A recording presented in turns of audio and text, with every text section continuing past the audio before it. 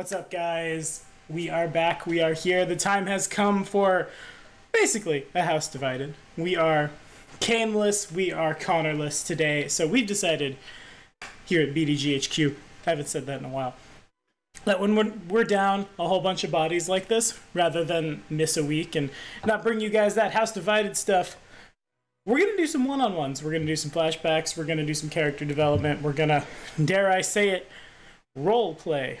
Not role play. So, wasn't expecting that one. So these are going to be one-on-ones, like I said. Robin's here. Donald's here. Joe, obviously, as the MC, is here. But today it's going to be all about Synvolka, because it's real late in Germany for Robin, and Donald is a coward. So it's all me. Joe, take it away, my friend. Alrighty. So we're just gonna jump right in. So this is kind of this is going to harken back to where Synvolka originally came from. He now exists again. So I'm not gonna make a whole lot of exposition. You guys are gonna find out a little bit about where Synvolka came from just from the story that's going to unfold here. So we start out. Synvolka and the rest of the group, I'm not going to name off all of them. Synvolka has been spending a lot of time going back and forth, investigating through the gates that they had discovered under Sagata. Sagata's been under a lot of pressure recently. There's rumors that there's an infiltrator. Someone snuck in during the evacuation of the city above. There's rumors that Tafir has lost some of his capabilities as administrator. Everyone's pretty petered out, and you guys decide that you need to lie down and go to sleep. Synvolka has been worn pretty low as time has gone on. It's been a while since you guys have had any rest, and it's been a long time since you guys have seen peace. And so even this just having a little sleep every now and then is a welcome rest. But Synvolka has a rather sleepless night, and when he finally does go to sleep, he almost immediately enters a dreamlike state. It kind of feels like he's floating in the middle of an ocean. All he can see all around him is this kind of purple mist, but it feels like he's like submerged in salt water. However, it's not as oppressive. Like, he can feel almost the air around him as a fluid, but when he tries to take a breath in it, it enters his lungs and he's able to breathe it, but it's viscous, a viscous air that he's seated in. The area around him is pretty much void except for this purple mist, though it does appear in the distance that there is some sort of, you can't exactly tell, it looks humanoid, but it's some sort of vague, twisted personification of a fish and a person. You can't exactly tell. Okay. Am I capable of moving? Yes, you're capable of kind of like flailing your arms about, not like you're drowning, but you're capable of like pushing yourself around through the air. It's kind of like an awkward air swimming. Okay. First thing Synvolka will do is Synvolka will get his bearings, try to figure out, like, which way up is this. Synvolka's been in several mindscapes in the past. That might be his first thought is, I know we're not, like, no character sheets here, but my first thought is disbelieve the illusion or try to, like, push the boundaries of reality mentally to determine if that's where we are.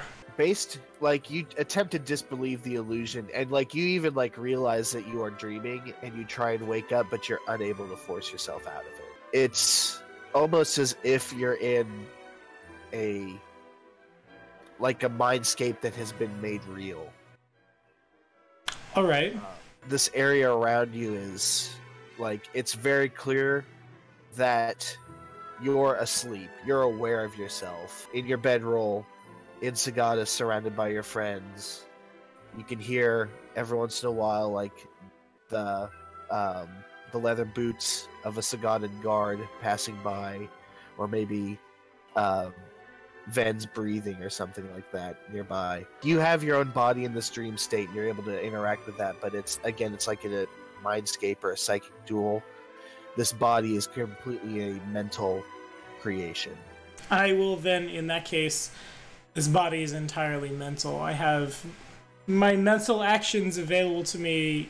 Synvolka will close his eyes and concentrate and try to, if he can, detect evil and see if anything pings, or if he even can. You access detect evil, and it's kind of like you can immediately tell that you're just detecting evil around your own physical body and not in your own mental state. Okay, in that case, Synvolka probably feels at least somewhat safe. Because, like, I'm around friends. There's people that will catch me if I fall, and if I start tossing and turning and coughing up blood and things, somebody will take care of it. Synvolka will swim in the direction of the man-fish creature. Okay, so you start swimming towards the man-fish creature. It doesn't take long. Like, you're flailing through the air. You're not making very good progress towards the humanoid in the distance, but it's not long before the humanoid senses that you're awake. It kind of turns to face you. It's still quite distant to be able to make out its features, but when it turns to face you, it is... like, it appears that at some point it was some sort of recognizable humanoid, maybe an elf or a human. It's definitely big enough to be either one of those two, though it's small enough that it wasn't an orc or anything. However, like, its facial features are, like, distorted and alien, and it's, like, especially it's the crown of its head and the rest of its, like, to the, like, base of its neck is quite elongated and enlarged.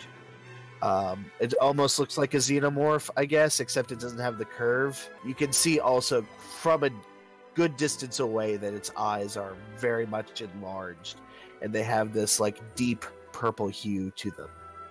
So, and this creature, like, extends out its webbed fingers, and it starts to, like, gracefully pull itself towards you. And already from this distance, you can feel, like, a massive surge of psychic energy coming towards you. Not like an attack, but just this creature's movement. It's exerting psychic energy to help itself move. You're able to start, like, adapting to the environment you're in. You're kind of, like, sitting on a tapestry loom. Like, there are strings below you and above you, and you can tell, like, almost immediately as soon as you start to make this realization that there are things below you and behind you that are also approaching. You assume the same kinds of creatures. Well, they're definitely a lot more capable of movement than I am in this place. So Synvolka will just, if there's a wall for me to put my back up against, that's what I'll do. Stop and wait. Hope these guys aren't super hostile. They don't feel hostile. This feels pretty safe. And we'll see what happens. Okay, yeah, a wall, there, like, you imagine maybe somewhere distant there may be a quote-unquote wall, but that's far away, and you're going to be reached by these guys very quickly. But as they start to approach, the one that, like, you were able to see at first, kind of like it slows down, and instead it starts to, like, move above you and to the right, like it's investigating you.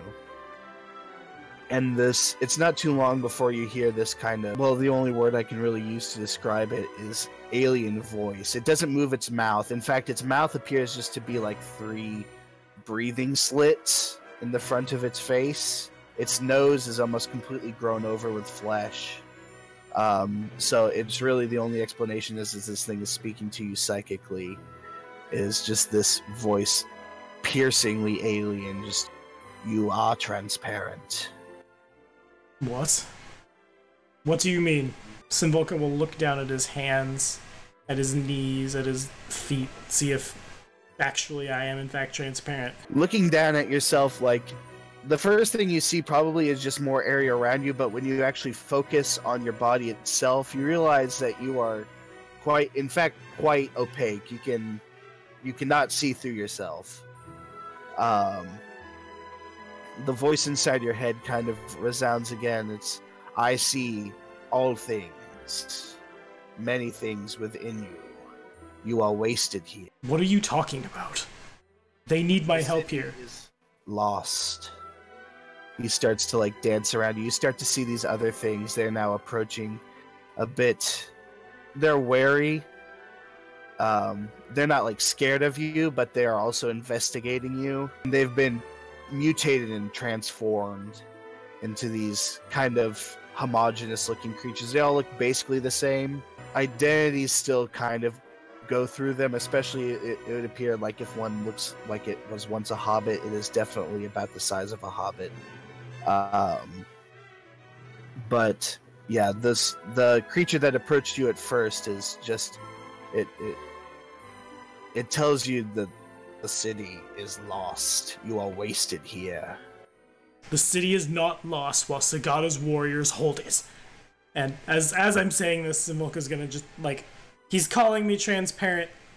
I have a vague understanding of how a mindscape works. I would like to manifest more strongly into the mindscape. He, like, the creature kind of, like, cocks its head, and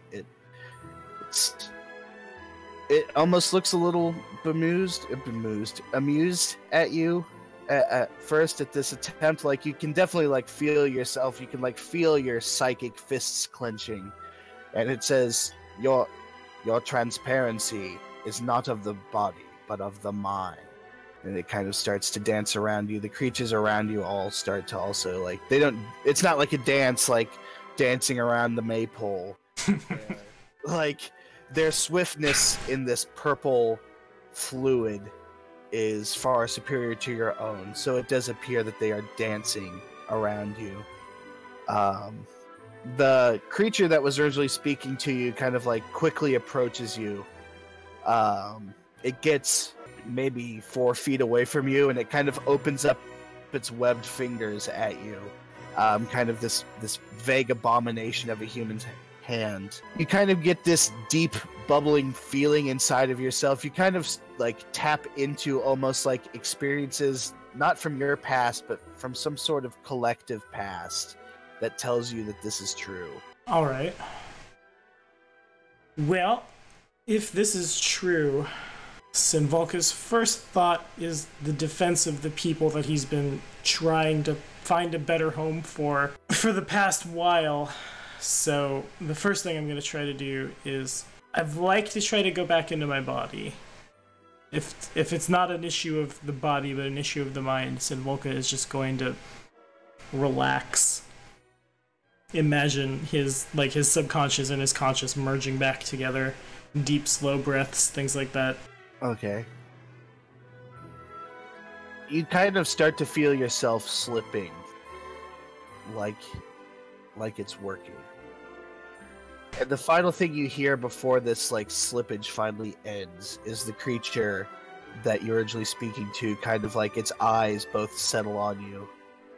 And the final words you hear is, "You are transparent." And finally you like sharp breath, inhale as you kind of, your eyes flick open. You can see around you now what was once a setting of kind of tranquility is now a setting of barbarism.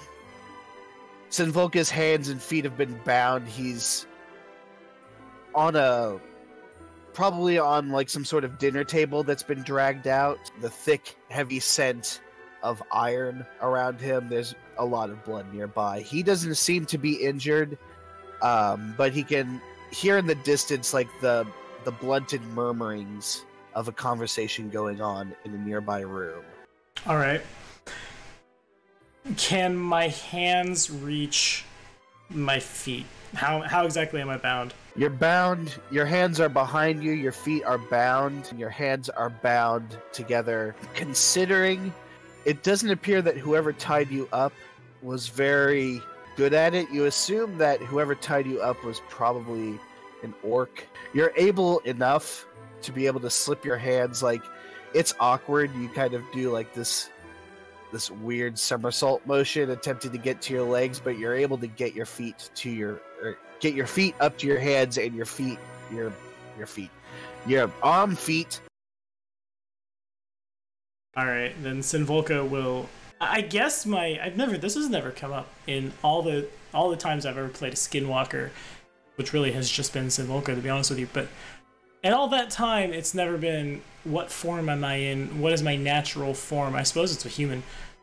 So Synvolka is gonna shift. He's gonna let his wolf ancestry out, and he's gonna like grow his claws and try to see if I can work my feet free, tear through the rope that's on my feet. So kind of as the shift begins to happen, you're noticing, you can't see behind you, of course, so you're just focusing on the task at hand of shifting and being able to cut through your ropes, but you also kind of notice around you there are bodies stacked around. The first body you probably notice is Amalia's corpse, which has just been torn in half and has been thrown into the corner. The feeling, if you were standing up, all the blood would go to your legs, but I guess all the blood goes to your left side that you're lying on, as kind of like the realization goes on that you might be the last alive. Okay. Do I have any of my gear? Is anything nearby? No, you've been stripped down to almost naked. Alright.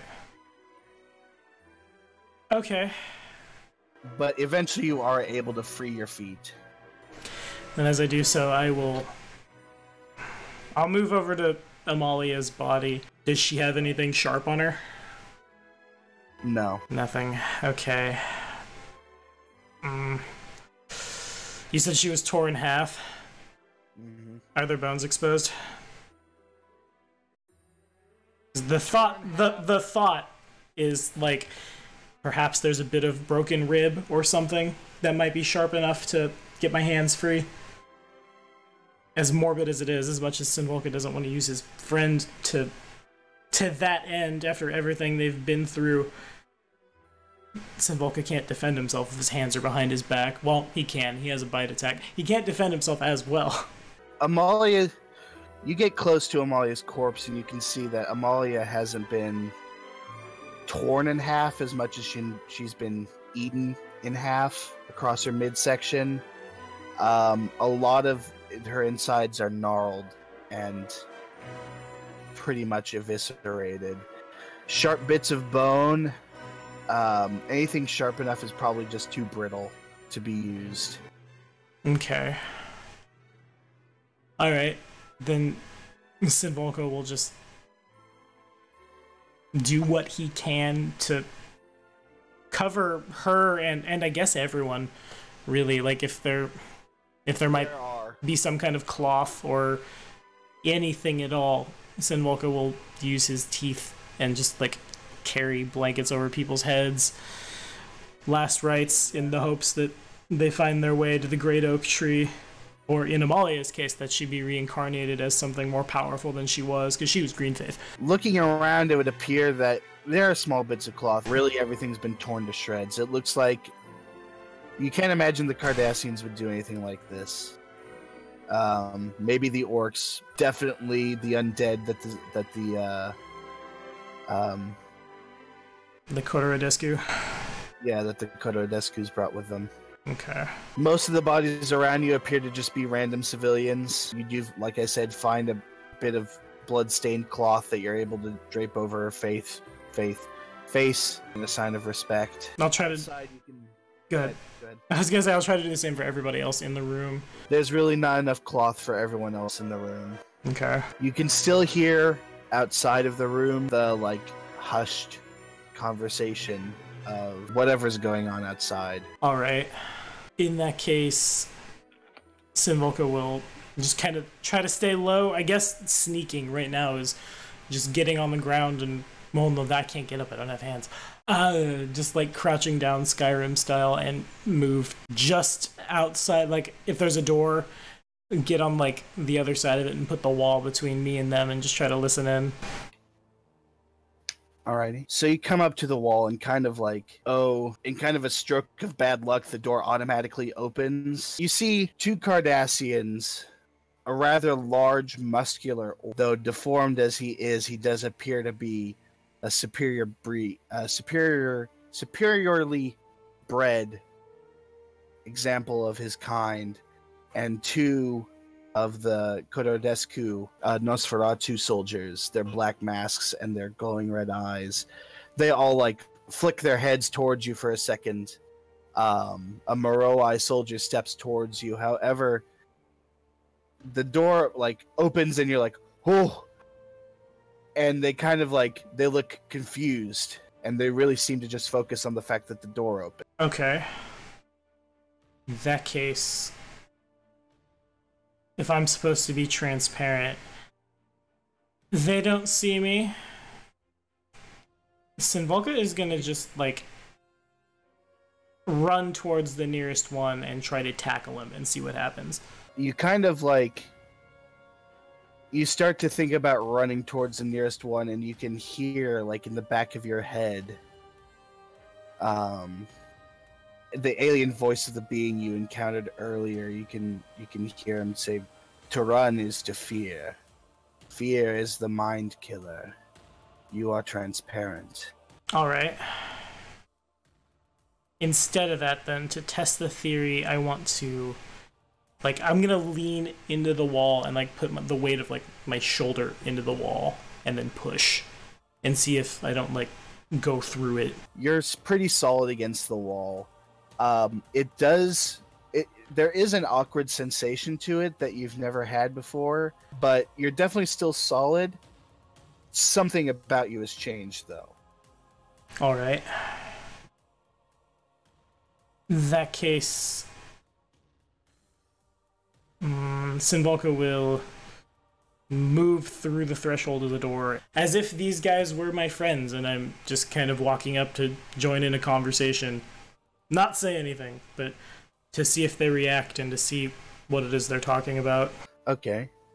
So you stand up and start to approach. He says that there is nothing there. They're old ruins. There is no reason to be scared by every little flicker of power or whatever flows through this building. The Cardassians kind of look at it and says, there is reason to be concerned when there's the possibility of this thing falling down around us. You look at the orc, and the orc just seems annoyed by them having a conversation about engineering. He kind of stamps his foot. When are we going to get our split of the spoils? Both the Cardassian and Nosferatu look back at him and he says, you'll get the spoils, says one of the Cardassians, one who seems in charge. You'll get the spoils when the entirety of this city has been secured. The Nosferatu now kind of looks a bit annoyed from his posture. Again, you can't see his face. He kind of claps his hands together and again in this kind of status of being annoyed.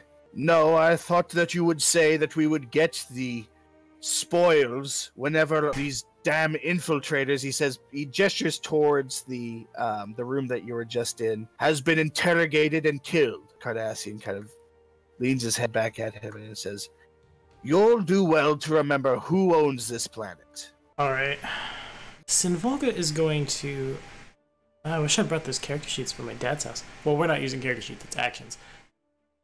Kane and Adam will watch this and they'll be proud of me because I'm role-playing and not power gaming. But at this point in Synvolka's career, he had more Slayer levels than he had Paladin levels.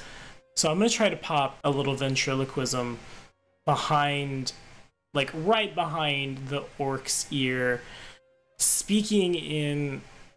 Oh god, what languages did I have? I don't have their orcish or regular orcish, because these orcs are like Lord of the Rings orcs, not the like Skyrim orcs that we've come to expect from Pathfinder, or at least like how I think a lot of people play them. So just in giant, and finally I got to use that language. I was waiting for so long to be able to like insult a giant behind his head to try to like aggro him, but that's what I want to do with this orc. Just in giant, just call him out, tell him he's weak for dealing with these smaller races, and see if he won't do something about it. The orc starts to like scratch at his ear, kind of ignoring what's going on. The Nosferatu that seems in charge looks at the Cardassians, tilts his head back in a sign of kind of arrogance and power. We brought the most forces to bear. You will give us our spoils now, and we will leave. The Cardassian, kind of split between the orc and the Nosferatu, is a bit confused, but in the confusion, it's like, we will do what was agreed. The other Nosferatu next to him just kind of like flicks his hand up, just straight out in front of him, flicks his wrist back, flying out from the cover in his wrist. You can see a small metal blade strikes the lead Cardassian in the neck. It's about this time that the orc is bringing down his maul on the Cardassian next to him, and it's about a few seconds later when there are two Moroi have descended upon that orc, and they've begun stabbing him with what you assume are poison daggers. It's not too long before the Cardassian that's been struck in the neck has retrieved his weapon from his side, and he's obliterated one of the Moroi and one of the Nosferatu. As soon as his weapon strikes them, Synvolka will wait until the fighting...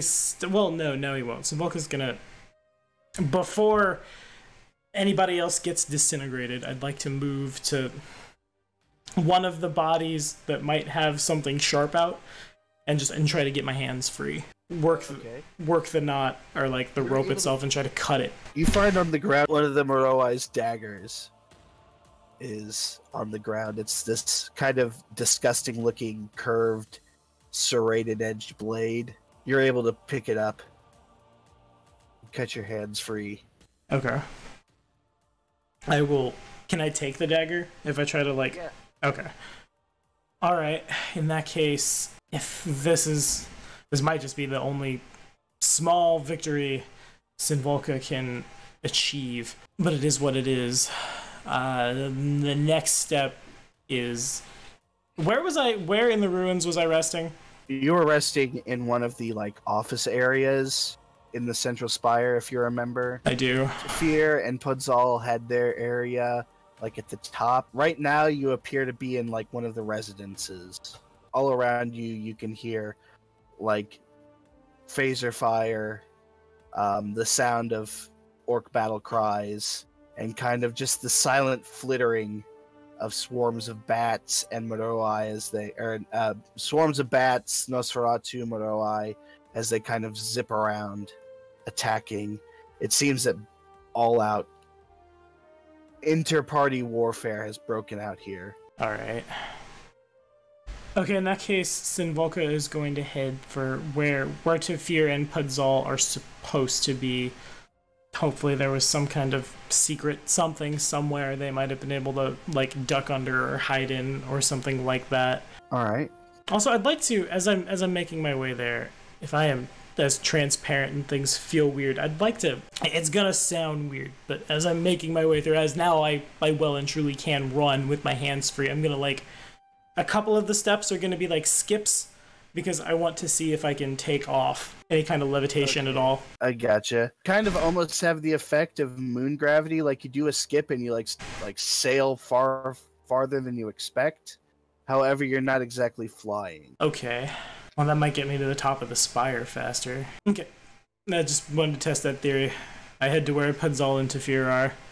Or where they should be, rather, I should say. Okay. You step out into the primary spire. All around you is bedlam. Like, you open up the door, and, like, right past your head, you see this, like, small metal blade fly past you. As, like, a Nosferatu soldier, like, reacts to the door opening, and, like, raises his hand, and another blade shoots out. It misses you. A phaser beam strikes him in the leg, and he...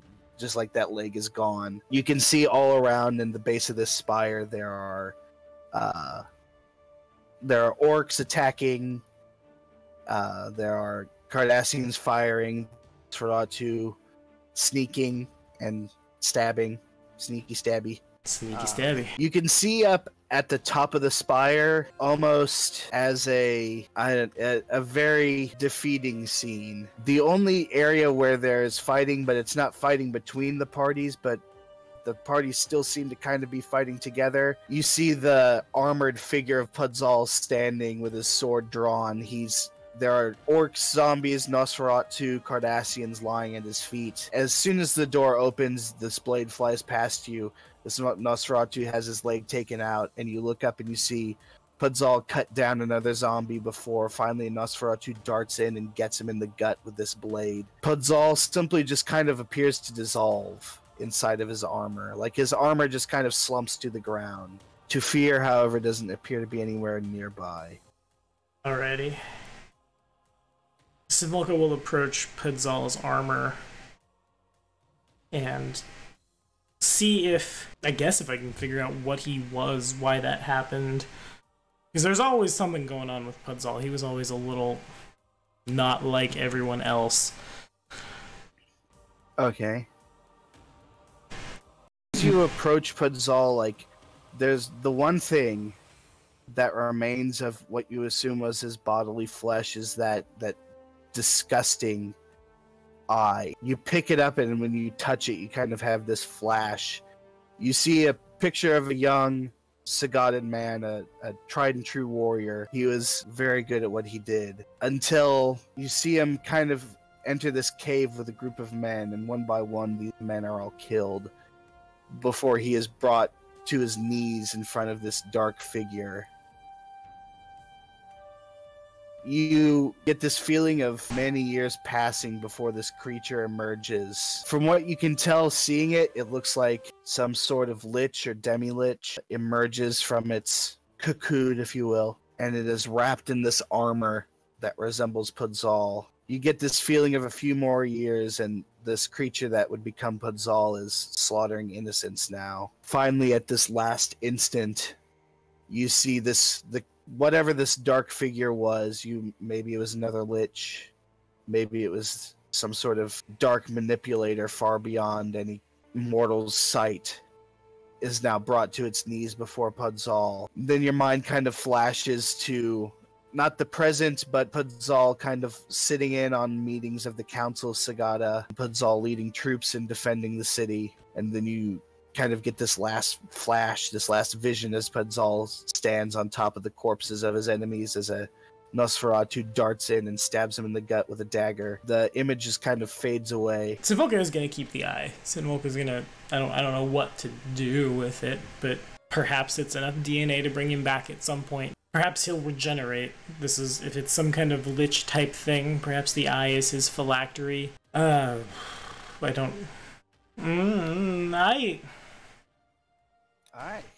Yeah. I wonder what will happen.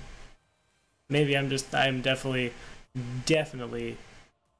just writing my own number berries at this point. But damn it, that's what we're doing.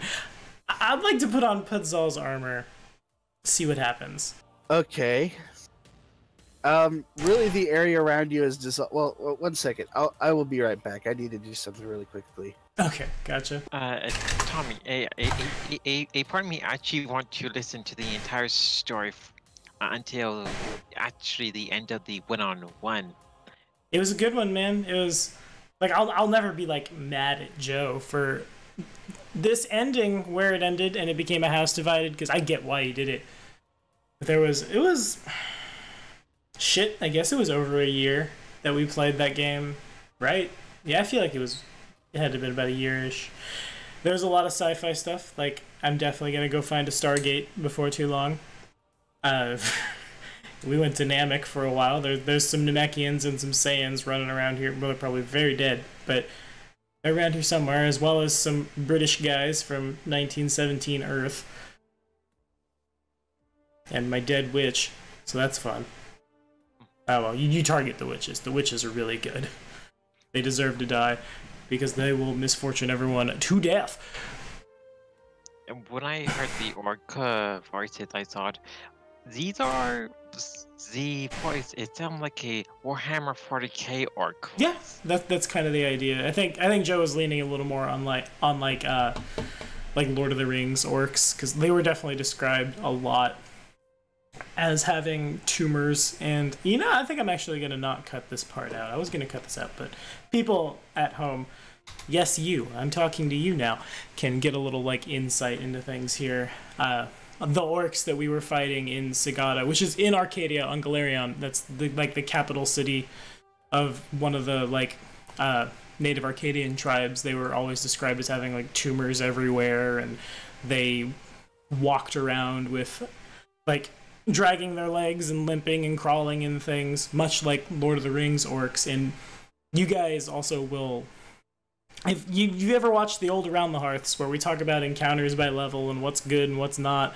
that like Donald and I did, the reason I said orcs were really good, because I definitely, as Synvolka at like level 8, had to move through an orc camp by myself with a bunch of dudes with falchions and ferocity. It was a big nightmare to get through that. It was real hard. I don't know how I escaped a lot of it.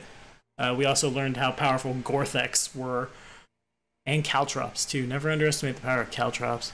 Caltrops, if you use them, they can be pretty deadly. In one encounter when I was playing a fighter, I think it was a human fighter at the time, and I was facing a Blazer Beast one-on-one.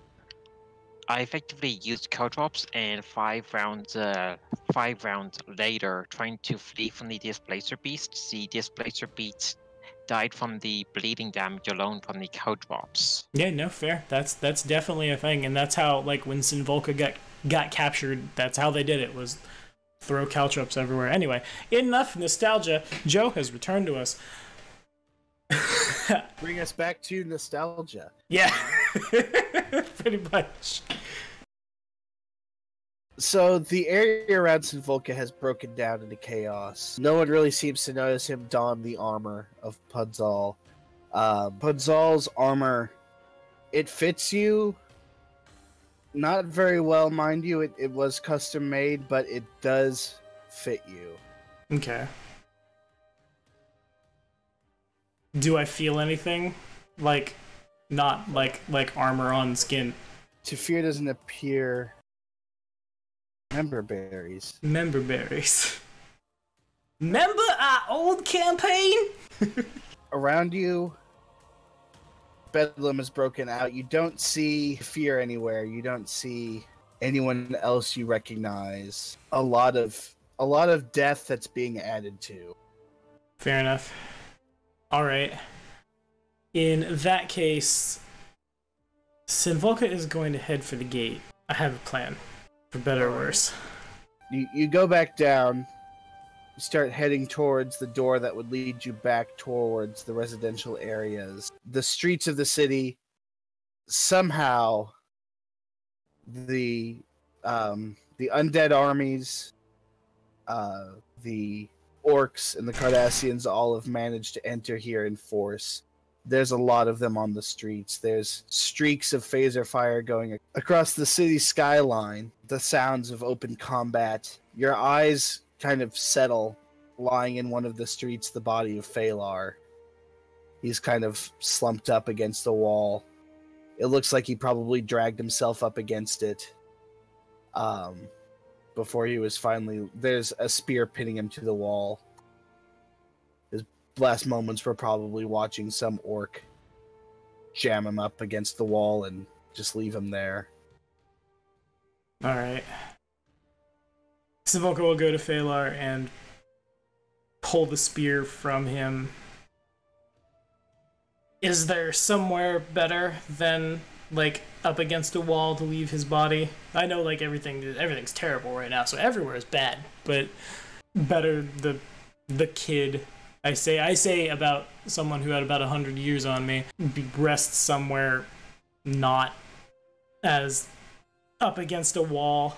You look around you, there's, like I said, chaos all around. There's just in the streets, orcs jumping onto the back of Moroi and stabbing them while Moroi fly above them, shooting down on them with bow and arrow. But the building next to you appears to have not been broken into. You could probably just drag his body in there and leave him on a couch or something.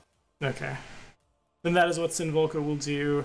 You drag him inside. The building's been basically undisturbed. There's a kind of this odd-looking coffee table. Well, I wouldn't call it coffee table. An odd-looking low table in the middle of the room, and a couple of upholstered and slightly cushioned couches. We don't call them sofas. Are sitting on either side of it. You set Phalar down on to one of the couches, cross his arms, kind of make him appear regal. Did Athesa ever make it back? No. Okay. What about his parents? His parents, you haven't seen them around. You know that his parents are down here. Okay. Fair enough, then. I'll just kind of do the same thing that I did for Amalia, just cover him up if I can, make him appear not as terrible as everything else that's going on. If he has his swords, I'll take them. All right. I'm glad it wasn't Ailey with the dual-wielding sword canes. I'll take her fedora then. You take Phalar's swords out with you. You're probably starting now to feel a bit more at ease now that you have armor and weaponry of some sort. Mm-hmm. However, you still kind of have this strange, don't take it literally, it's just a descriptive word, but this strange ethereal feeling about you. Okay, fair enough. Alright, so as Synvolka goes to leave, like, with Phalar set up, he, like, trying to get out, like I said, I have a plan. Synvolka stops short, turns around, goes back to Phalar, takes him by, like, the wrist and shakes his hand and just silently everything is okay. And then back out into the streets. So Synvolka continues to make his way towards the gate. You probably have to, like, take cover at certain points as, like, a beam of light just sweeps across a street and, like, cuts a few orcs down, obliterates a few of the Kodoredescu soldiers, definitely just annihilates zombies almost instantaneously. But finally you make it up, you're able to, like, see the entrance to the city gates entrance, and you see kind of in the moments of peace between the parties of the enemy force, they appeared to be in the middle of some sort of celebration, strung up on poles outside of the entrance to the main spire is Ven and Ailey. Their hands have been tied up at the top of the pole, and their bodies have been just like, it's clear that they've just left them there and used them as target practice. All right.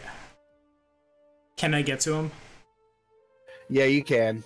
The fighting, like I said, is sporadic, but no one's noticing you either way. All right. In that case, Synvolka will head for their bodies and just do more of the same, cut them down, try to find some place to put both of them where they won't be desecrated any further. If Ven has his bow, I'll take his bow. I will not take the 2 sword canes because I do not want them. But I will take Ven's bow if he has it and enough arrows to maybe not, like, start a fight, but in case I need to. Well, really quickly, I'm in the like main room of the compound. Is that right? You're in the you're in one of the residential, and you're at the base of the central spire where the gates are, where one of the gates is kept. Okay, because I was gonna ask if there might be an AC unit nearby that's not just been ravaged by orcs, but if there is, or if there's like a place where one of them is stored is the wrong word, but where they go when they're not working.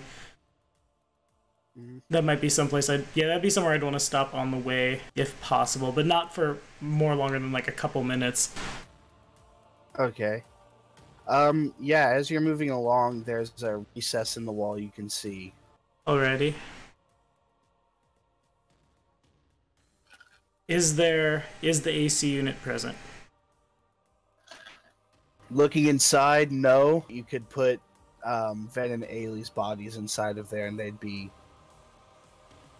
safe. Yeah, they'd be safe. That's a decent word. Okay, that's what I'll do then. Alrighty. You set them in there kind of like Urnfield style. Just kind of in a fetal position, but not in a respectful fetal position, not like they went insane. Fair enough. Okay. I'd like to go down to the room where the gate is housed, see what's going on there. You enter the spire, the door is partially pried open. Now you can see, like, set up in positions, there are Cardassian soldiers who have secured a foothold here. Barricade a lot of it up. They've got defensive positions set up, and you can see that, like, this area is pretty much going to be where there's going to be very little fighting compared to the rest of the area. Maybe shooting at passersby or those trying to enter. But definitely you're not going to be in danger of getting hit by stray phaser fire or a stray poison dart or an orcish arrow. All right. And they don't see me, I imagine. They don't react to you. Like, you pass through the door without brushing up against anything. You just kind of, like, hop skip over a couple of dead bodies, a couple of, like, dead orcs who have been sliced in half by phaser fire. They're still just focused on the door, waiting for a centipede or a bat. They can just annihilate it. Okay. Then I'd like to go to where, like, the gate itself is. I want to know if the Cardassians have figured out if that's there, that's there, and how to work it. You get up to the gate room. At the top there, the large circular stone gate has not been disturbed. However, plenty of Cardassians who are hurriedly working at the console stations around it, trying to get it to work. You also notice, I don't know if you've seen him before.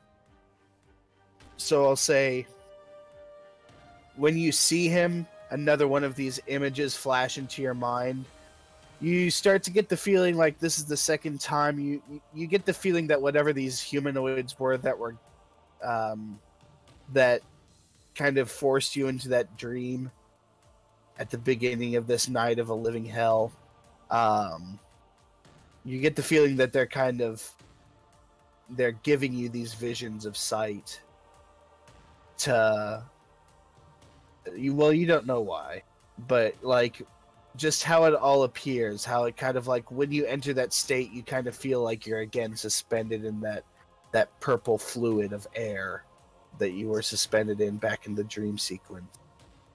I really like how I went full meta for that description there. Back in the dream sequence, back in the first verse. Kind of this a younger version of him emerging from like the smoking ruin of a ship. These Cardassians along with him, they're battered and broken, but he's kept them together. He valiantly leads them. He fights off savages. He fights off faders into this little settlement that they've made. You kind of recognize it. It does look like they're on Arcadia. He keeps his people safe and he keeps them well fed and he leads them well. But as time goes on, they make more and more of a foothold and they start developing technology. They start kind of regressing into their old ways. You see them like at first, they almost lived like the Mawek do.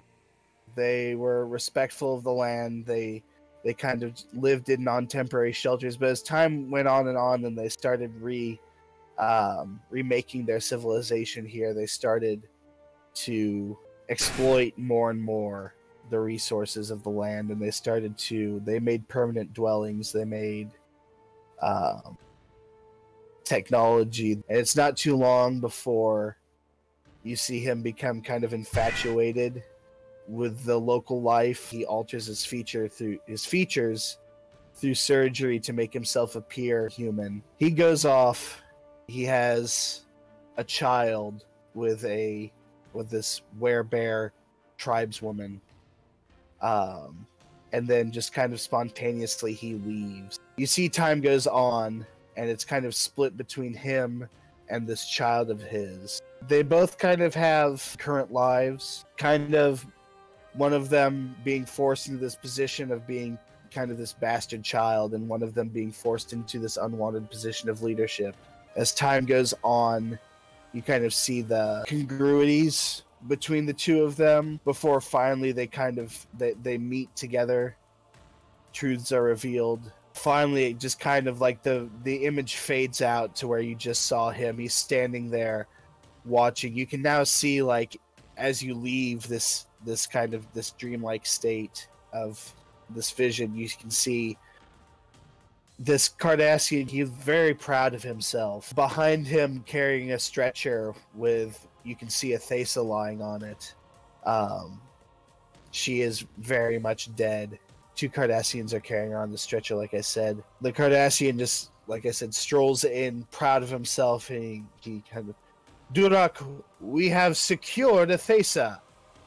However, she has died. At first, he just takes a deep breath, and he steps up to the man, puts his hand on his shoulder, and the only thing he says, as you see his hand like jut forward, and you see this kind of flash of this brassy looking metal. You fool! As he just kind of sickening crunch of this dagger piercing the armor of the Cardassian. You can't hear it, but you see him kind of like whisper into the Durak. You see Durak whisper into this Cardassian's ear something as the Cardassian's body just kind of collapses on the floor. Everyone's pretty much in like complete and utter silence. They're unable to react to it as they all just kind of watch Durak just kind of like walk over to Athesa's side, and he begins to like man weep. Synvolka's just gonna leave Athesa with what he now understands through flashbacks and visions and things as her father. So there was definitely a war on, but it wasn't like Synvolka is not without a soul, a conscience. Let the man grieve. Then it becomes, if they're at the gate now, the plan was to try to find some way to just like explode the city.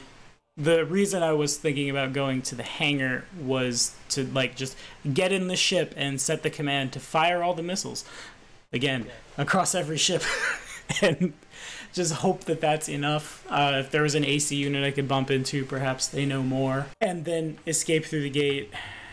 But if the Cardassians are at the gate, well, the distraction of things blowing up is probably relevant. Okay, so then Synvolka will head to the hangar. When you hear like a bit of a commotion, you turn around, you see like a few, like just a split second of Durak kind of carrying Athesa by himself out of the room.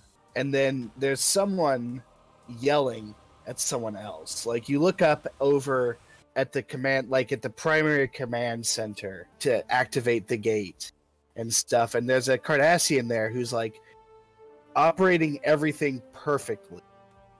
He's standing there and almost like robotically and automatically, he is like pressing every single button that he needs to press to activate it. And there's another Cardassian like standing next to him like, what is wrong with you? Stop, what are you doing? Stop it, I command you. The man seems to be ignoring him completely, and you kind of look in, like you can see the Cardassian's eyes. They're kind of glazed over, like when someone is being controlled. Okay. Do I have clear line of sight to him, like to draw Ven's bow and try to shoot at him? You could. Okay. Synvolka will try that. You draw back the bow and then hear a kind of a familiar voice enter your mind. Well, not even enter your mind, just kind of whisper in your ear. Stop it, you idiot. You can hear Odayudi's voice. Okay. Is she nearby? You can see like a couple of like glowing eyes in the corner. Okay. Well, I'd say I'd sneak over there, but no one's paying attention to me anyway, so I'll just walk over there and just like nod in the direction of the Cardassian, and that's you, isn't it? She nods. Of course. She looks at him and says, can you see me? Am I transparent? Oh. So you've been having the same visions? I have. Oh, I thought I was going insane. She seems a bit of out of sorts. So what do we do? Odie kind of like taps her claws on the ground. She's in dog form. It would appear that she's stuck in dog form for some reason. He's almost done. We'll go through the gate as soon as he's done. I've had a vision of a place we can go. If it's correct, maybe we can escape here with our lives. Strike back, maybe? If that's the best we can do, that's what we'll do. She nods, and as she does so, like, the Cardassian who is giving commands finally, like, raises his phaser up and, like, just shoots the Cardassian that's entering commands in the side of the head. Though it's a little too late. As he does so, the Cardassian, like, presses the final button to activate the gate, and finally, like, things begin to spin up. The gate starts to go through its sequences. Blocks on the side of the gate begin to lock into place as the gate spins around. A couple of minutes before finally this kind of like puddle appears, the kind of puddle texture splashes into being in the center of the gate. As you guys begin to enter the gate, someone behind you can hear yelling, and as you enter it, like, basically, like, you turn around to look, and as you do so, like, you can kind of partially hear it, and you can partially not, but just kind of this muffled yelling, and you just see for, like, a split second a Cardassian, like, run up, aim his phaser rifle at the top of the gate and fire. As he does so, you kind of feel this strange tingling sensation.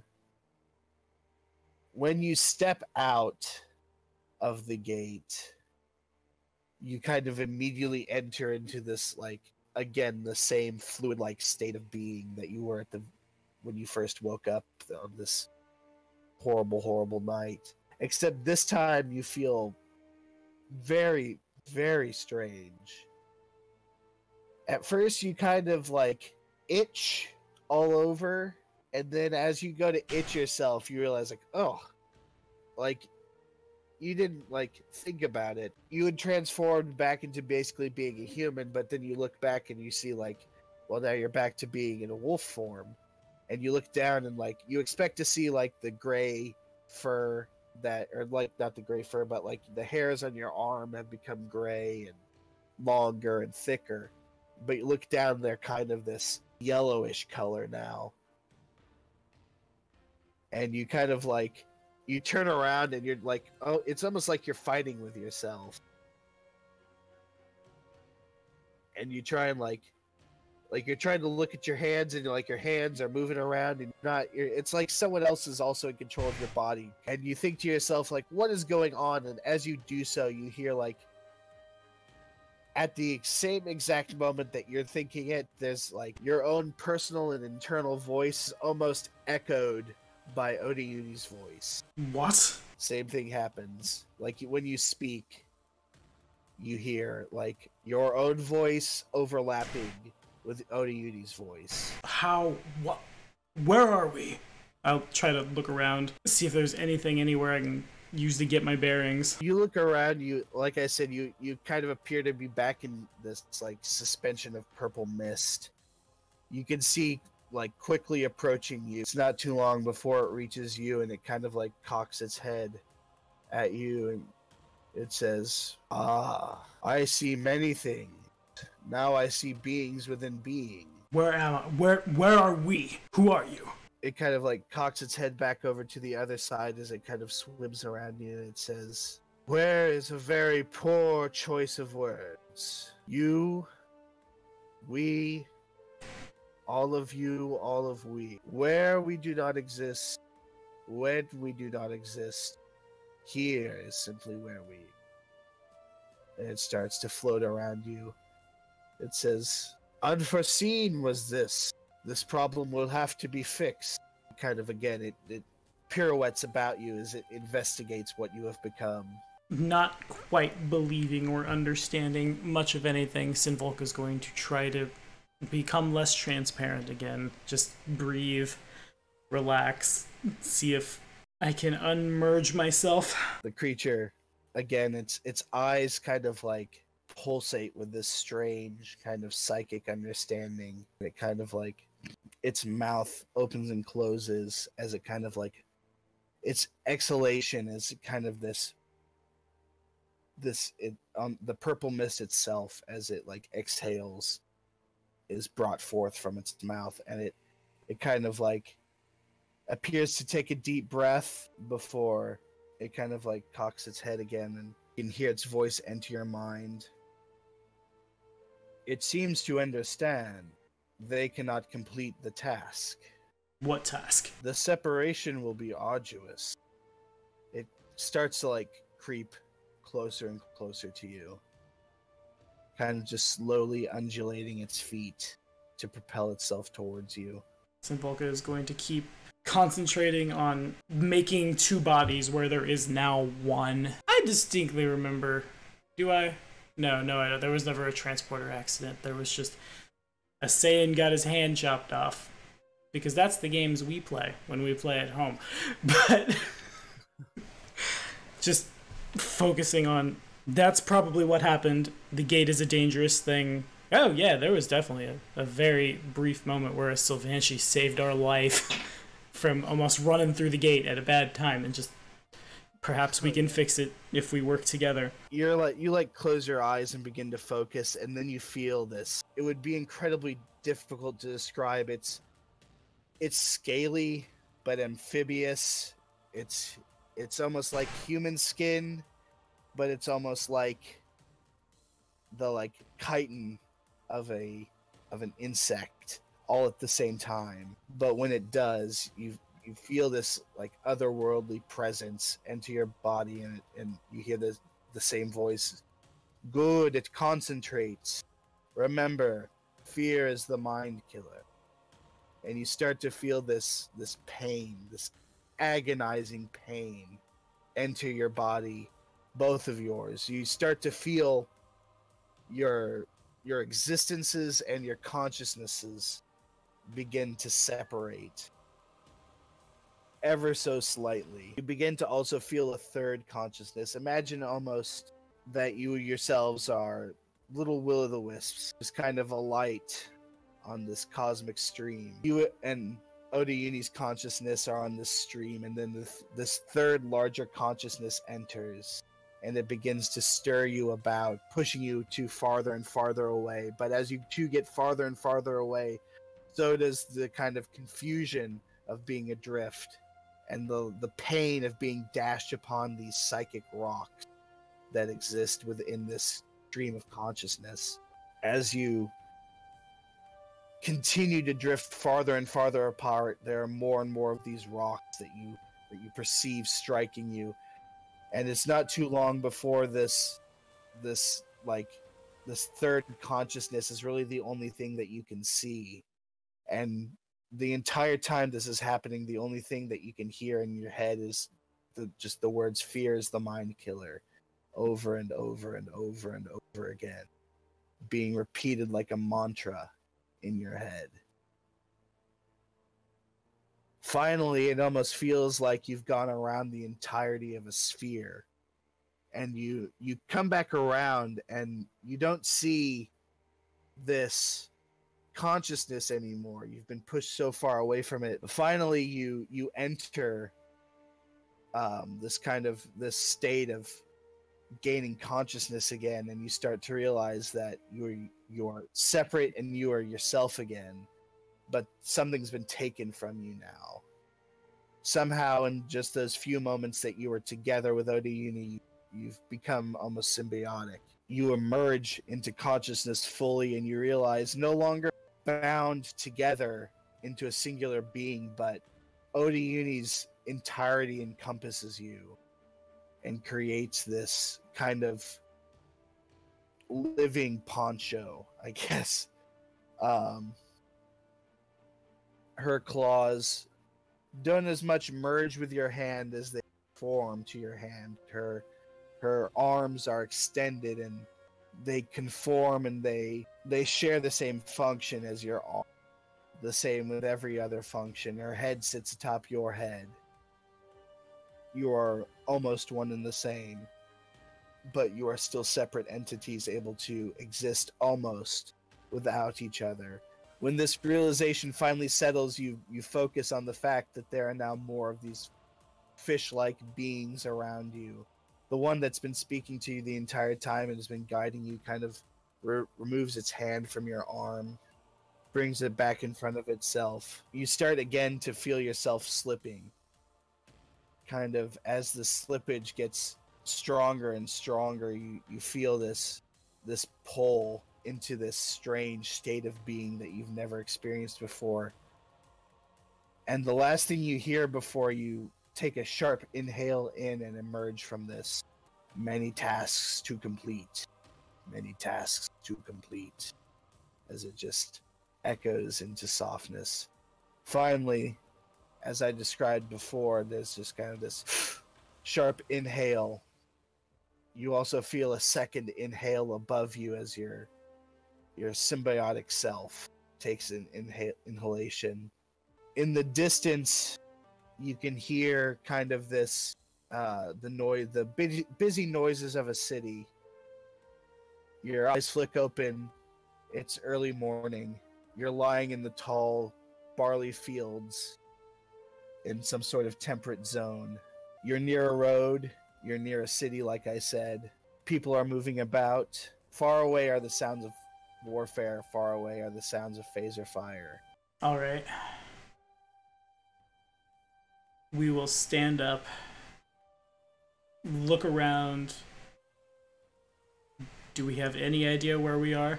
Looking around, in the distance, you can see this, this massive walled city. You don't recognize it. It looks to be Avastani in design. There are people strolling by. They look to be Avastani as well, northern Avastani for sure. They're fair-skinned and light-haired. There's an air about you that's conveying some sort of familiarity, but in no way, shape, or form is this familiar. You're wearing Odiuni, but Odiuni goes over you, but between you and Odiuni is Pudzal's armor hanging from your sides. You draw one of them. It's Phalar's elven curve blade, but it is beaten and aged, like it's been sitting at your side in a coffin. Ven's bow, you pull it from your back. It can serve, but it is beaten up and definitely appears to be sapped of all of its magical energies. Still in your pocket, you reach down into Pudzal's pocket and you can feel this hardened spherical object that you know to be Pudzal's eyeball. We will approach the city. We will not draw our swords and try to kill Cardis. Sir, there's a man running at the city with swords drawn. Got a weird wolf on his back. Yeah. As you approach the city, people on the roads kind of you're walking on a road. There's a river passing by. Kind of the smell of sewage hangs in the air. All the more pungent now that I have scent. But as you stroll down the road, you kind of feel drained. You feel like you just woke up from a nap that was a little too long. People, like I said, they look at you. They give you an odd look, but they smile, and it's not a disingenuous smile. These people seem to be friendly and kind of unconcerned with how you appear. They're not idiots. They, of course, notice it. But they don't seem as concerned about it as someone would if you had emerged like this into the streets of Kallsgard, let's say. Sure. Alright. I will then, just in the direction of the closest person to me, just stop, turn. Where are we? The man kind of, you stop and turn and look at him, and you speak. You probably stutter for a second, because when you speak, the words coming out of your mouth you recognize and understand, but at the same time, language you've never spoken before, but you're speaking it fluently as you speak it. The man just smiles at you and he says, well, if you keep on going up this way, you're going to make yourself up into Auburn's Watch. You can get a bed and board. It looks like you need it. Where is Auburn's Watch? He points back up at the city. Well, it's just right up there. It's as big as the moon. Where? Is this an Avastani settlement? Is this Arcadia? Where are the Cardassians? What? Sir, you're on the Isle of Auburn. You're Auburn's Isle. Are you alright? There are many tasks, thank you. And make in the direction of the city. As you, you start to make your way towards the city. There are more and more people. You make your way past the crossroads, and you can see in the distance another city, kind of a lower down area. You start to make your way closer and closer. You can see the grandiose design of this city. It's not like a city you've seen in it's reminiscent of cities you've seen in Aveston, but the city looks far older. It would rival Karlsgard in age. Like as you're getting closer and closer, you can see like what looks to be a gate is really just more of kind of an open archway into the city. This city doesn't have a gate as much. Like it has a wall, but the gates have been removed. There's a fortress outside of the city, but the fortress appears to be more of a place of learning. Though there are armored individuals outside on this fortress, there are just as many clerics in robes. It's a very peculiar place. It's very demilitarized. All right. We will. Are we actually hungry? You're worn out and hungry, like almost mentally more than physically. Okay. Well, before I gotta screw that up. Before we can accomplish our tasks, that there are many that must be completed, we need to find some way to fix what we have to fight with. So we will wander the city and see if we can't come upon like a blacksmith or something along those lines, someone who can fix our weapons. Alrighty. You wander around the city. The city streets are filled with people. It's a bustling city at this time of the morning. I think it's about 11 o'clock. There are a lot of people like who have settled down to eat, like outside, like on their porches and stuff. As you go around, there are definitely like columns of smoke rising. That most certainly, again, this place is so demilitarized, it wouldn't be like someone's burning down their house. When you approach, yes, there are blacksmiths. There are very few weapons in these blacksmith shops. They're like some of them. Well, I guess you consider sickle and scythes and axes and stuff like that weapons, but these are like a woodcutter's axe, a farmer's sickle, a farmer's scythe. More than an actual weapon, they are tools. But you enter his shop. Rosy-cheeked halfling kind of just looks up from his from this small brass anvil, just kind of looks up. Oh, hello there, how can I help you? Synvolka will draw his elven curved blades, set them on the table, take his bow, set the bow on the tables. We need these repaired. The halfling kind of like, he looks impressed. Oh, that's a very interesting design. I've never seen it before. What do you call these? They're elven. They Oh. They belong to a friend. Oh, a very old friend. Did you leave him in a barn? It's a long story. Fair enough. I'm afraid I don't have a way to repair these. They're such a peculiar make. Were these drop forged? Were they... It would be far easier for me to just make you a new weapon if you wanted it. The bow I could repair. We understand. I'm glad you all do. We shouldn't. Forgive me. It's been a long day. Axes. Small ones. Axes I can throw. Can you make those? Yes, I believe I could. Throwing axes wouldn't be too hard. Perhaps something a little bigger as well. I don't feel it's complicated. Something with a little more reach. Perhaps you know what a bardiche is? Oh yes, I was a blacksmith in the Lord's army before. Which lord would that be? Caligula up in the castle. There's a window in the shop that you almost feel like every house in the city probably has a window facing the castle in some way, shape, or form. He points to the window, points to this kind of... It's a simple, but again, like I described the houses, in its simplicity, there's a kind of wealth conveyed. There are beautiful, well-kept flowering vines growing up the side of it. It's clear no one's attacked this castle in a very long time.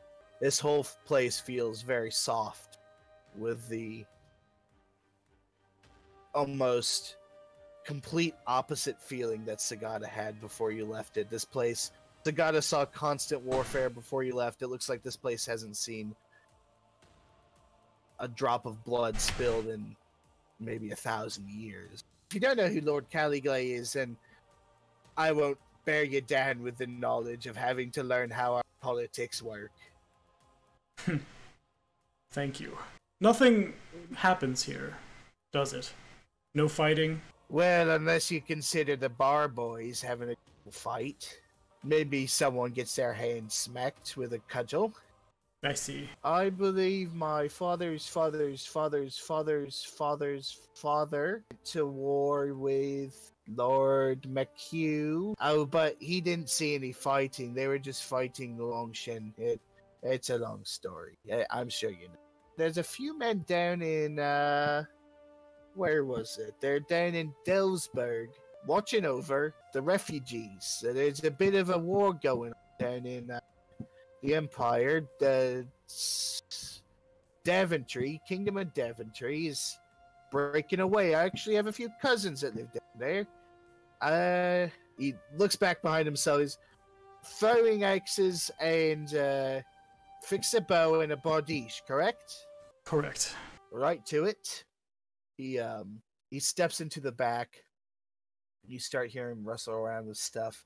It's not too long before he's fast at work forging this kind of big axe blade for your bardiche. All right. While this is going on, do I have, now that I've bought things, do I have any money? That's a relevant question I should have asked before I did this. You kind of like grab your your pockets, and like the only thing in your pockets is Pudzal's eye. All right. You imagine Pudzal really didn't have, considering he was a lich. Considering he was a lich, yeah. Of all the things, a lich was not what I had thought.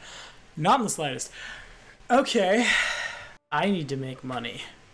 Right now. I'm not sure how to do that. Okay, so as the halfling is working, I'm just gonna like lean just... How much will all of this cost me? He turns around for a second. I don't know why I'm giving you exposition in a slight Irish accent, but it's alright. Well, like a hybrid Irish Northman accent. Well, couple of axes, the bardiche, fixing up the bow, just about 100 gold pieces. King's head currency. I see. Alright. I'll return in a couple hours. I'd like to get my bearings. I'm new here. You understand. What was your name again? You can call me Dean. Dean. Alright, Dean. I'll be back. And I'm going to head out into the city and try to find a way to make 100 gold in 2 hours. That's where I'm at in life right now. Alright, out in the city, there's a lot of people going about their daily business is the best way to describe it. You can see in one of the alleyways, there's kind of a commotion, like people are like gathered up and around it. Around these like alleyways, there's like standing room only. There's a bit of a commotion going on. You get up behind the crowd and you kind of start to make your like attempts to peer around the crowd. You can see there are two men kind of in this crossroads of the alleyway here. They're on opposite sides of a small like ring of people. They've got what appears to be just like wooden cups in their hands, and then they're dropping into those wooden cups dice, and then they're putting their hands over the cups, shaking up the dice, and then slamming them on the ground. What appears to go on after that is some sort of game of guessing and gambling, where at the end it appears that whoever loses all of their dice for some reason gets whatever was anteed up at the beginning. Alright, it's not my first choice, but time is a factor. Synvolka will approach the crowd and will approach like the people who are gambling, and does it appear there's room that another person might sit down and join in? Well, as you like force your way up into the area where these guys are playing, the man who just lost kind of like, he goes like, "Oh, damn it," and he stands up and he like storms out, like pushing people aside. This rosy-cheeked half-elf is kind of like in a squat position on the other side. He's getting a decent laugh out of this man's saltiness. Classic. Alright. If no one immediately jumps up to take the salty man's place, Synvolka will sit down opposite him and... Oh god, what do I have of value? A couple of busted heirloom weapons. Okay, sure. I will set one of the swords on the table and see how the man across from me reacts. Alright. He kind of like eyes you up as you enter. He nods and he smiles and he kind of like gestures towards you and he's like, "Oh ho, a new challenger. Alright. Ante up."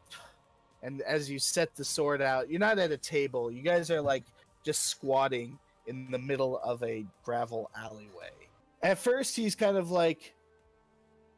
just mouthing words in confusion. He's just as sit down and like, I imagine you leave it in the scabbard.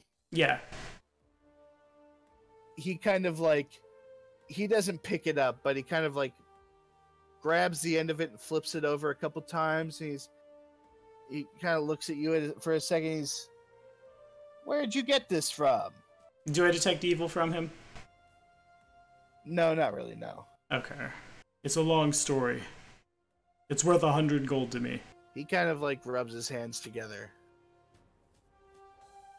And he touches his lips a couple times. Just kind of, in the moment of thinking, he's like absent-mindedly touching his lips. And he kind of looks down at you, looks back up, looks down at his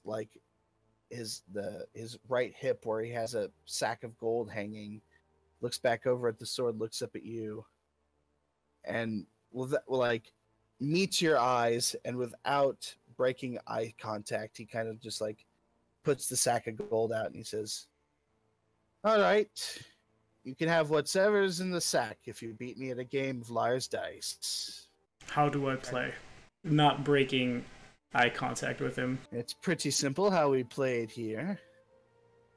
He kind of holds out his hand. In his head are 4 D4s. He sets them in front of you along with another cup he has next to him. And he says, "You and I, at the same time, take these 4 dice, put them in to our cup here, to our cover. Shake it up, slam it on the ground, face down. Make sure that you cover your dice when you look at your dice. Whoever anteed first goes second in making bids about the amount of dice of a particular face on the table. For example, if I see that I have 2 1s and a 2 and a 4, and I know that you have 4 dice, I would maybe say that there are at least, well, not at least, but that there are 3 dice. You, as the person hearing my bid, may say that you agree with me, in which case we'll reveal the dice, and if there are at least 3 on the table, I will lose a die and you will lose a die. If you are incorrect, you lose a die. Or you can say that I'm a liar. If you do that and there aren't at least 3, I lose a die. If the opposite happens, then you lose a die. When you're all out of die, or when I die, the round ends. I understand. Now, I want to... When he touched his lips, as he was thinking, can I get any kind of bead on what that meant. Like, I'm trying to get his tells. You kind of get the feeling that when he touches his lips, you can definitely tell from how much that sword intrigued him, but by how much you say it would cost him, he was definitely assessing a risk. Okay. Alright, fair enough. Can I use scent, now that I have it, to determine whether or not he's lying? Can I, like, detect, like, something like maybe he starts to sweat more or anything like that? Yeah. Alright. In this area, not in normal house divided. Yes. Got it. Okay, sure. I will roll 44. And I pick Donald. I will whisper at him. He will be my guy. For a second, Swaddle kind of taps his fingers. I reckon there are 2 4s. Okay. And then I reveal if he's right or wrong? No, you can make a counter bid in which, so if someone says that there are 2 of something, you can't say that there's 1 of something now. You can either say there's 2 or higher of something. Okay. And he is saying that I have 2 4s? No, he's saying that total there are 2 4s. 2 4s amongst all 8 d4s that have been rolled. All 8 d4s, yes. All right. That there are at least. At least. Okay. Oh, God. I believe there are 3.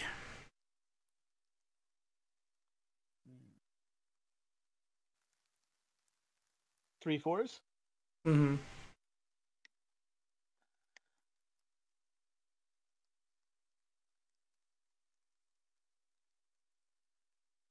I believe that you are spot on. So, like I said, when you guess someone is spot on, you reveal your dice.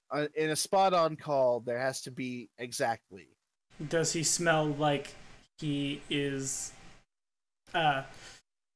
nervous, or any tells at all that I might be able to pick up? This is the first round. He doesn't seem super nervous. Okay. So if I wanna call and not change the bet. Well, whenever you call, you reveal. So I reveal mine, then he reveals his, and we go from there. Well, you do it at the same time. Okay, fair enough. Okay, then I will reveal. My dice rolls were 3, 3, 3, 2. His die rolls were 4, 4, 1, 2. Yes. So he picks up one of his dice and he just kind of flicks it off to the side. That's dangerous. Someone could hurt themselves. They're T4s. All right, and then we roll again. Is that right? Yep. Alrighty. And So I'm rolling 3 now. Got it. I'll whisper it Donald again. Tommy, it is getting late on my time. Need to get up early for work. Fine, I'll message it at Levi since he was so happy to show up. Thanks. No. You can actually message Tomoya. But he's also, Robin's not here. Well, he might be here. He's not making any noise. He's orange right now, so. very asleep. All right, so Levi's amazing. So you're the first to make guesses. All right, I believe there are 3 1s. I'm gonna have to call you on that. And we reveal now. Yeah. Uh-huh. Oh, jeez. All right. That was fast. I have 1, 1, 2, 2. Oh my god. He has 1, 2, 3. Ha! I'm so good at this game, I've literally just learned. Pretty nice. Yeah, Tommy, you seem to be kicking his ass. You're the player, right? Okay. Yeah. This is a good thing. Well, All he right. does have a second sword. Yeah. All right. So now he's down to 2, and when I get him to 0, I win. Yep. Alrighty. And this is the most involved one-on-one game I've ever been a part of in my entire career. This is going to be a hard one to follow for Randy and for Baku and Kurt Hallman and stuff. All right, I have rolled. Levi has my information. I go first. I'll say that there is 1-3. Does he smell like he's looking at that 1-3? Is he super confident in that? Is he nervous? Is he starting to sweat? From what you can tell of interacting with him, he does appear confident. Now, whether or not that's reliable is yet to be seen. He is also only playing with 2 dice now. Okay. So there's a this is gonna balance itself out real fast. I believe there are 3 3s. I'll bid you that there are 3 4s. I think you're a liar. Alrighty. So he shows you 3 and a 4. And I have 2 3s and 2 2s. So now he's down to 1 dice. I have all 4. So I bid first this time. Yep. Good luck. Okay. Man. So I'm gonna lean forward and just look, friend. I just need the money. I can tell that you do this a lot. I'm guessing. Is this how you make your money? He looks at you and says, "No, it's more of a side business. Continue. It's a game of liar's dice, not a game of idle chit-chat." Alright, tried to get out of it the easy way. I believe there is 1 2. I think there's 1-3. Alright. I believe there are 2 3s. I think you're lying. Alright, I will reveal 1 2 3 4. He has a 2. Fuck! Alright, down to 3 dice. This game gets real hard when you're winning. Ah. Alright, here we go. Cannot lose my buddy's swords. And he doesn't get like a dice back, right? Well, he rolled a number, so no, he didn't. Okay, fair enough. So he stays at 1 the entire time. And I call first. No, you called first. Okay. Or no, wait, no. You called. No, you call first this time. Yeah. Okay. We got switched around. I believe there are 2 1s. Never have I ever played a one-on-one to do some backstory stuff for, like, inconsequential because Kane isn't here and felt this much pressure. Ah! You said 2 1s? 2 1s. God, I wish I wasn't lawful neutral, because if this went sideways, I could just punch him and take the money. The paladin can't do that. This is a really hard decision. Yeah. But I'd say that there are probably 3 1s on this table. He says there's 3 1s, and I haven't detected any, like he's not reaching under the table and changing dice or anything like that. No. Now that would be weird for a Joe minigame. We've definitely had to build bridges across tables with popsicle sticks. Can't do that on Roll20, so I believe you are a liar. And Alright. I will reveal 1 1 3. Please don't have a 1. He's got a 4. Yes! I did it! Yeah. Now here's hoping there's actually 100 gold in that bag. That was fun.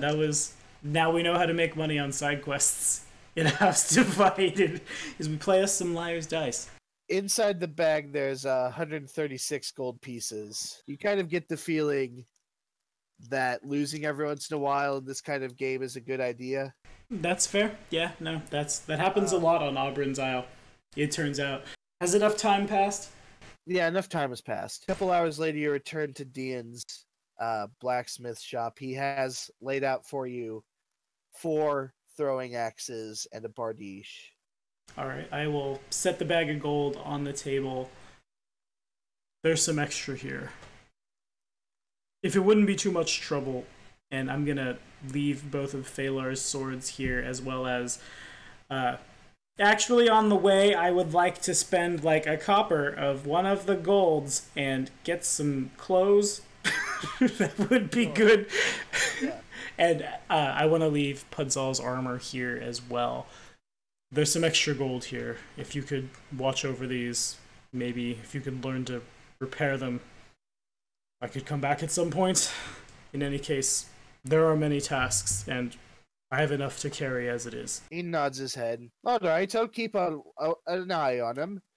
If you have a mind for adventuring, you could head on over to the Adventuring Guild, and they could get you set up with a way of making real money without having to sit in the middle of an alleyway. How do you know about that? He smiles. He doesn't really answer your question. He just kind of like takes the gold and walks back. Not like backing up, like facing you. Like he just kind of like smiles over his shoulder as he walks into the back of the room. Alright, fair enough. And I will head for the manor. Because that's definitely the first time I've ever done a one-on-one as a player. I have strange feelings. I will say that. I have a lot of... I kind of have to go parse this one out. Not gonna lie. And also, Liar's Dice was fun. I didn't expect that, and I should have, because that's how you play your games as a GM, Joe, is it's very hard meta puzzles that no one understands, or very physical, pick up a thing and do a thing.